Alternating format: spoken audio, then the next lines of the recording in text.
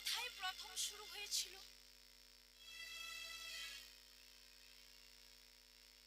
না, এই রথ প্রথম শুরু হয়েছিল উড়িষ্যার নীলাচলে অর্থাৎ পুরী ধামে।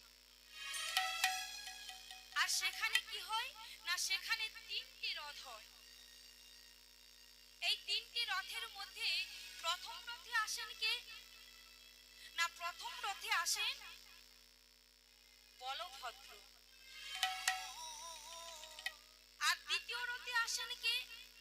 না, দ্বিতীয় রথে আসেন ভগিনী সুভদ্রা। আর তৃতীয় রথে আসেন কে? না, আমার প্রভু জগন্নাথ। আর দ্বিতীয় রথ শুরু হয়েছিল কোথায়? না, দ্বিতীয় রথ শুরু হয়েছিল হুগলি জেলায়, যেখানে মাহিষের রথ নামে পরিচিত। আর এই রথে আসেন কে? না, রাধা শ্যাম সুন্দর জিউ আসেন এই মাহিষের রথে। আর তৃতীয় রথ আমাদের এই মেদিনীপুর জেলার অন্তর্গত মহিষা দলে এই রথ শুরু হয়েছে। আর এই রথে আসেন কে?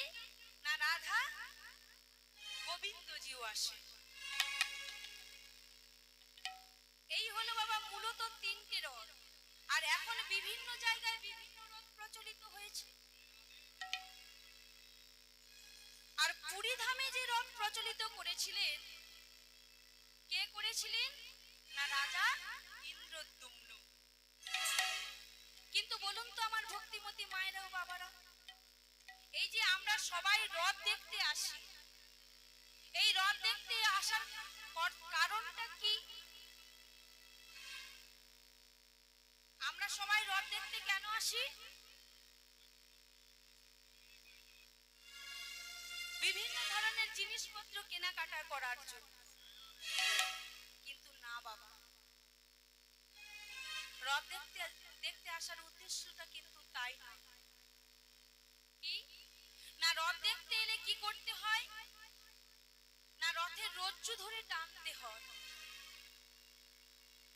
তবে শাস্তি পাওয়া যায় বাবা আমার মহাপ্রভু, যিনি শ্রীধাম নবদ্বীপে জন্মগ্রহণ করেছিলেন।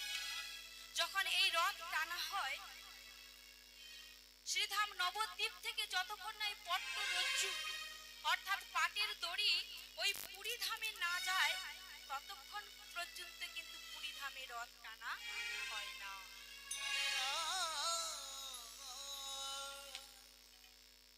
আর আমার প্রভু, যিনি ভগবানেরও ভগবান, তিনি জগৎজীবকে শিক্ষা দেওয়ার জন্য তিনি ভক্ত সমাবেশে ওই নীলাচলে গিয়েছিলেন।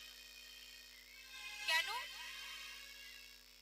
না, ওই নীলাচলে গিয়েছিলেন ওই রথের রজ্জু ধরে অর্থাৎ রথ টানার জন্য। কিন্তু বলুন তো আমার ভক্ত